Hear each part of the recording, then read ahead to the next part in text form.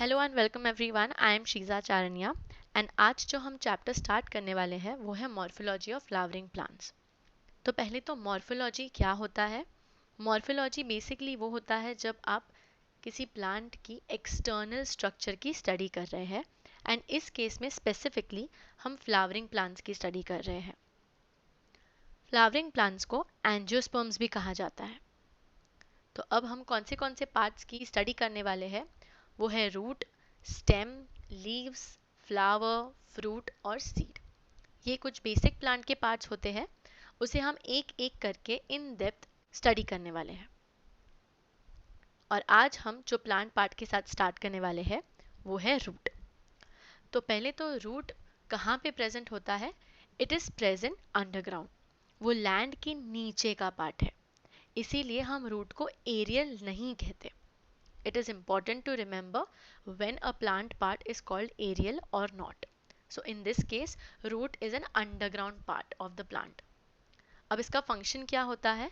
तो इसका जो मेन फंक्शन है वो है to absorb the water and minerals from the soil and supply it to the plant.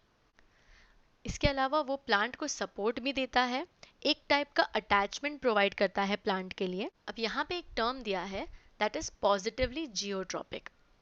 Positively geotropic या फिर सिर्फ जियोट्रॉपिक का मतलब होता है जब अर्थ की तरफ की डायरेक्शन की बात हो। इस केस में कहा गया है पॉजिटिवली जियोट्रॉपिक। रूट्स अर्थ की डायरेक्शन की तरफ ग्रो हो रहे हैं, इसलिए पॉजिटिवली जियोट्रॉपिक। अगर ये ऑपोजिट डायरेक्शन में ग्रो होते, या फॉर एग्जांपल स्टेम ले ले, तो स्टेम एरियल है और वो अर्थ की डायरेक्शन में ग्रो नहीं होता, लैंड की तरफ ग्रो नहीं होता, तो उसे हम नेगेटिवली जियोट्रॉपिक कहते हैं। इस केस में रूट्स को हम कहेंगे पॉजिटिवली जियोट्रॉपिक। अब आते हैं कुछ टाइप्स ऑफ रूट्स पर। तो पहला जो टाइप ऑफ रूट है वो है टैप रूट सिस्टम। ये जो रूट सिस्टम है उसे ट्रू रूट्स भी कहा जाता है। ट्रू रूट्स का मतलब होता है कि ये जो रेडिकल है उसमें से ग्रो होते हैं। जब सीड जर्मिनेट हो रहा होता है उससे रेडिकल ग्रो होता है और उस रेडिकल से अगर रूट ग्रो हो तो उसे कहा जाता है टैप रूट सिस्टम, इसलिए हम इसे ट्रू रूट्स कहते हैं। टैप रूट सिस्टम का कैरेक्टरिस्टिक्स क्या है कि उनके पास एक मेन रूट होता है जिसे हम कहते हैं प्राइमरी रूट, और उनसे दूसरे रूट्स निकलते हैं, उसे कहेंगे सेकेंडरी। उनसे आगे और डिविजन्स हो सकते हैं, उसे टर्शरी रूट्स कहा जाता है। तो ऐसे ही ये फैलते जाते हैं। ओके, एक टाइप का नेटवर्क क्रिएट हो जाता है लैंड के अंदर, और ये काफ़ी डीपली लैंड के अंदर पेनिट्रेट भी कर पाते हैं। ये यूजुअली डाइकॉट प्लांट्स के अंदर ज़्यादा तक देखा जाता है। नेक्स्ट आते हैं हम एडवेंटिशियस रूट सिस्टम पर। एडवेंटिशियस रूट सिस्टम वो होते हैं जो रेडिकल से डेवलप नहीं होते, रेडिकल को छोड़कर कोई भी दूसरे प्लांट के पार्ट से वो उग सकते हैं। जैसे कि स्टेम का बेस हो सकता है, लीव्स हो सकती है, या फिर नोड्स हो सकते हैं स्टेम के, वहाँ से ये उग सकते हैं। ओके, अब फाइब्रस रूट सिस्टम मोनोकॉट्स का एकदम पिक्यूलियर ट्रेट है। फाइब्रस रूट सिस्टम के अंदर जो सारे रूट्स है वो स्टेम के बेस में से ही उगते हैं।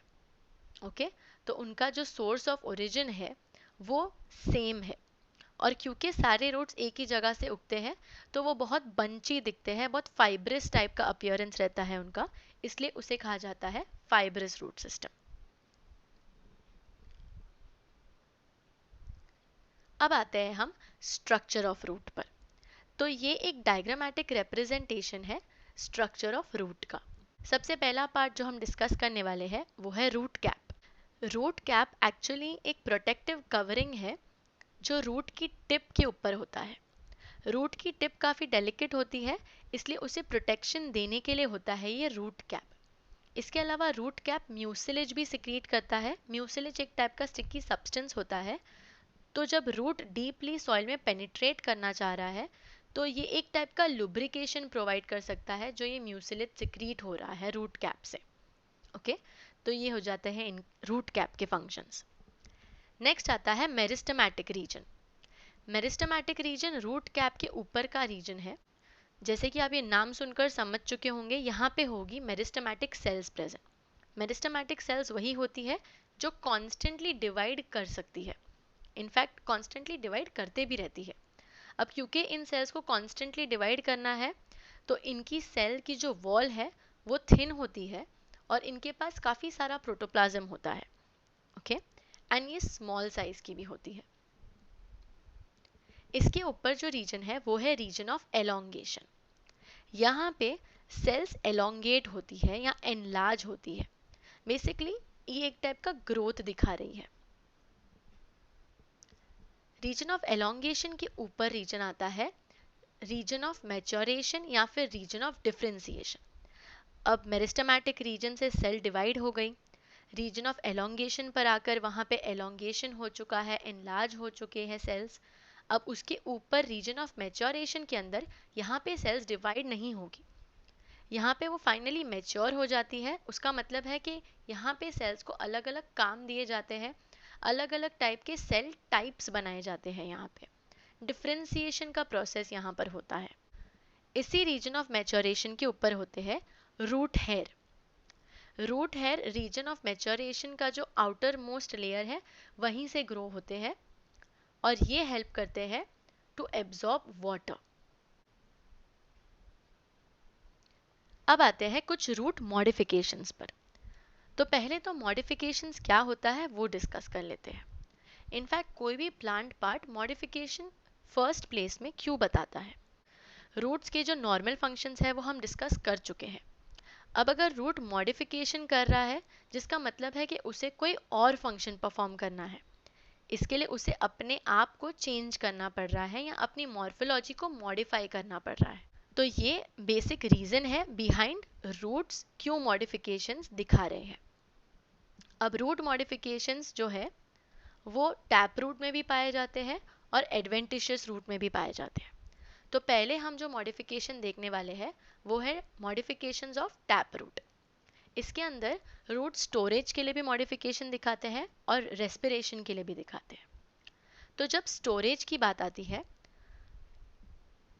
स्टोरेज का मतलब होता है जब कोई प्लांट का पार्ट फूड स्टोर कर रहा है, ओके, तो वो फूड जब स्टोर करेगा तो ऑब्वियस सी बात है वो पार्ट स्वोलन दिखने लगेगा। अब ये स्वोलन स्ट्रक्चर अलग अलग तरीके के दिख सकते हैं, राइट। ये स्ट्रक्चर्स वेरियस शेप्स के हो सकते हैं। इस शेप्स के बेसिस पे 3 फर्दर डिविजन्स हैं यहाँ पर। उसमें से पहला है फ्यूजीफॉर्म। फ्यूजीफॉर्म का मतलब होता है कुछ ऐसा स्ट्रक्चर, ओके,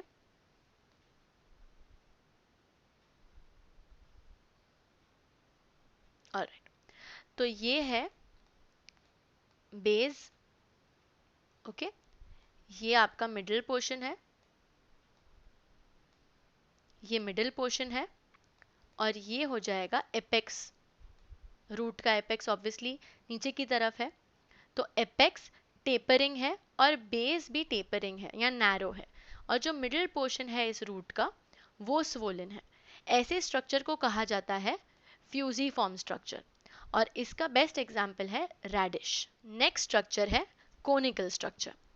आप इस पिक्चर में देख ही सकते हैं ये क्या है, it is a carrot and carrot एक कोनिकल स्ट्रक्चर है, कोन लाइक स्ट्रक्चर, तो जिसमें बेस थोड़ा सा स्वोलन रहता है, उसके बाद में मिडिल पोर्शन थोड़ा कम स्वोलन एंड फाइनली जो एपेक्स होगा वो और भी ज़्यादा नैरो हो जाएगा। इनके ऊपर आप देख सकते हैं रूट्स भी दिख रहे हैं। नेक्स्ट आता है नैपी फॉर्म। नैपी फॉर्म का बेस्ट एग्जाम्पल है बीट रूट। बीट रूट के अंदर जो बेसल पोर्शन होता है वो काफ़ी स्वोलन होता है, बहुत ज़्यादा स्वोलन दिखता है, मिड रीजन भी, एंड फिर एपेक्स की तरफ काफ़ी ही टेपरिंग होते जाता है, okay, as you can see in this structure, this is called as napiform. Next है मॉडिफिकेशन फॉर रेस्पिरेशन। अब जो रूट्स होती है वो गैशियस एक्सचेंज भी परफॉर्म करती है, लेकिन कुछ प्लांट्स होते हैं जो होते हैं हैलोफाइट्स।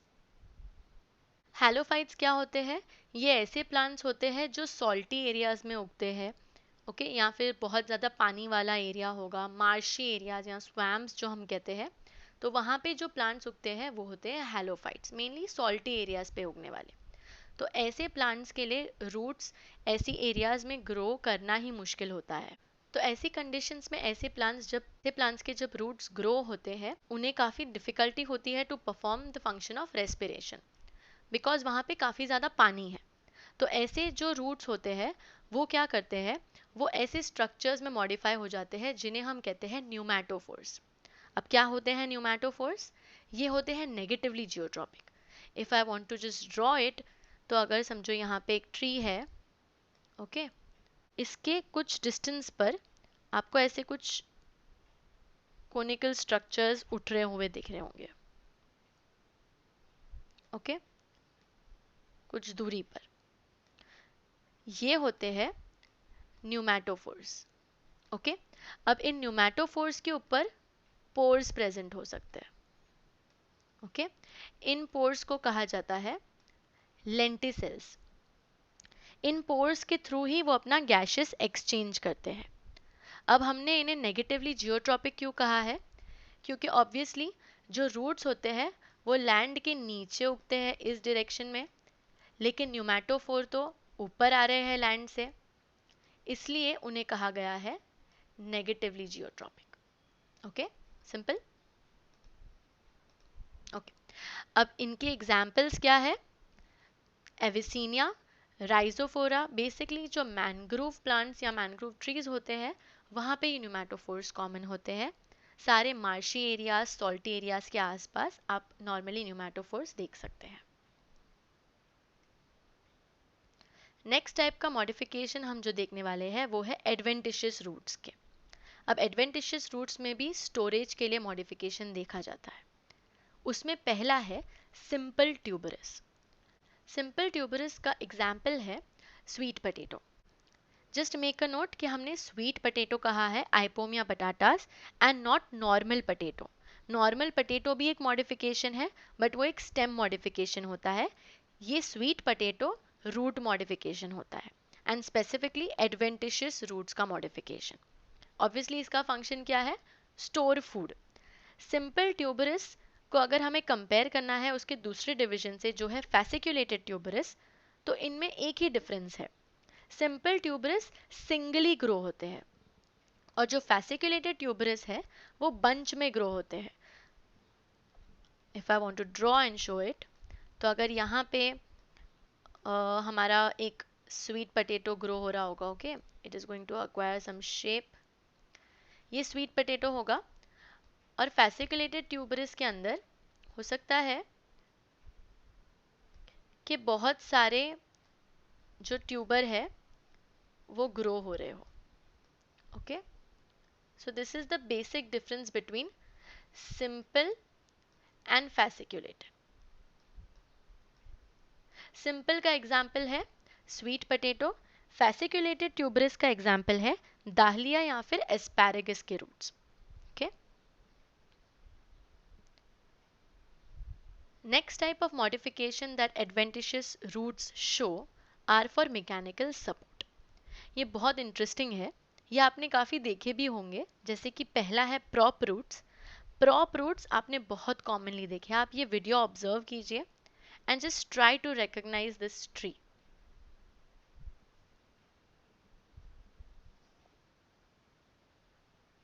यस, आई होप आपने रिकॉग्नाइज किया होगा। दिस इज बैनियन ट्री या फिर फाइकस बेंगालेंसिस बॉटनी की भाषा में, ओके।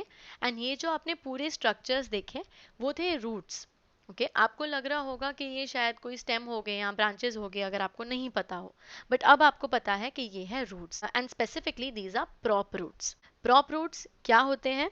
तो प्रॉप रूट्स एक टाइप के एरियल रूट्स होते हैं। इन्हें एरियल क्यों कहा गया है? ऑब्वियसली क्योंकि ये लैंड के नीचे नहीं है। आप देख सकते हैं इस वीडियो में ये लैंड के ऊपर है। इनका फंक्शन क्या है? तो इनका फंक्शन है मैकेनिकल सपोर्ट देना। पूरे ट्री को ये एक्स्ट्रा सपोर्ट देते हैं। अगर आपने ये वीडियो ध्यान से देखा होगा तो ये रूट्स पूरा ग्रो होकर नीचे लैंड तक रीच करते हैं। इनके अंदर सेकेंडरी ग्रोथ भी देखी जाती है जिसकी वजह से ये काफ़ी स्ट्रॉन्ग भी हो जाते हैं, okay. So this is the example for prop roots, Ficus benghalensis या फिर बैनियन ट्री। नेक्स्ट आते हैं stilt roots. Again this is a character which is very much observed in monocot plants.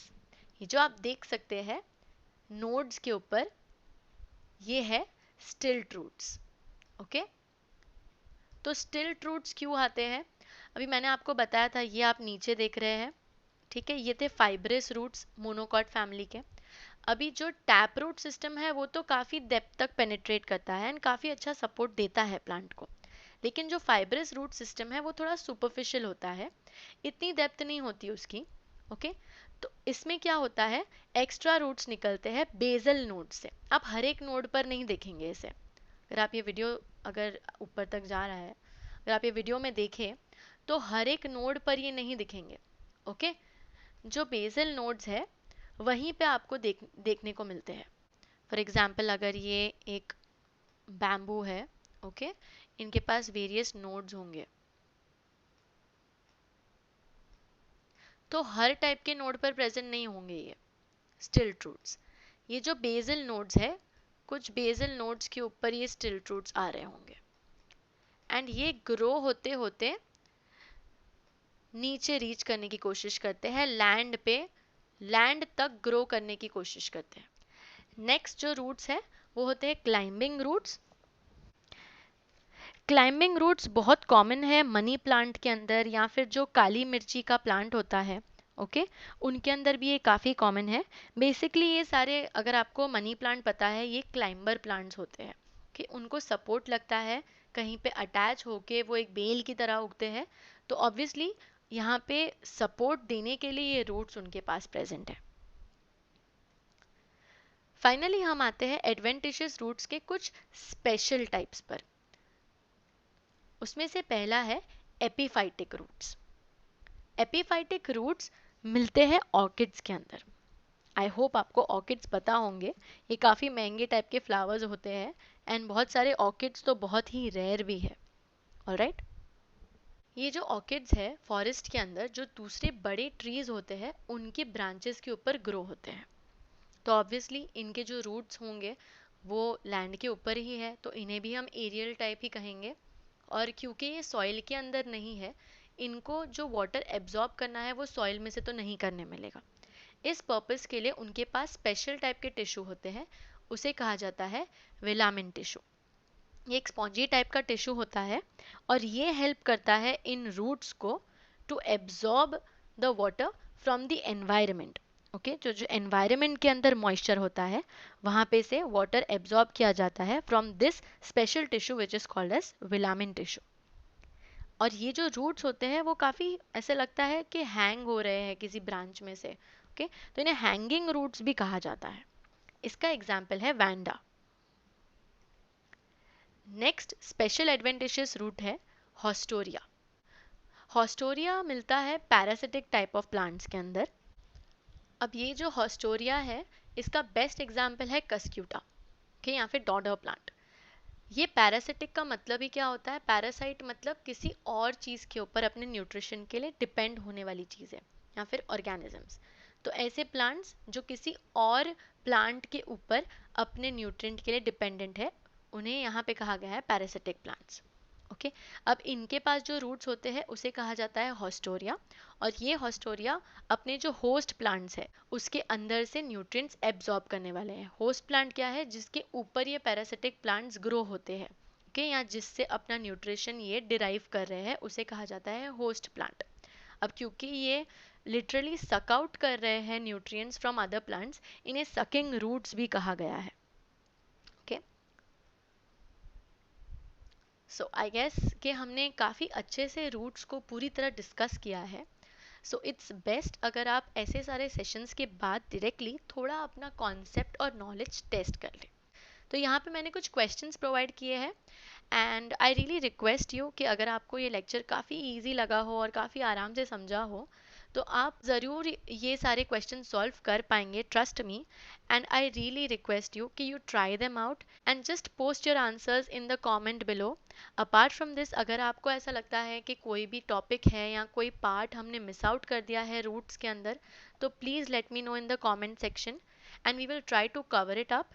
इसके अलावा अगर आपको इस पूरे लेक्चर के अंदर कोई भी टाइप का डाउट है तो वो भी आप मुझे बता सकते हैं। So let me know your answers soon. And इसके बाद जो नेक्स्ट लेक्चर रहेगा वो रहेगा स्टेम के ऊपर. Do follow the sequence of this chapter and till then keep learning.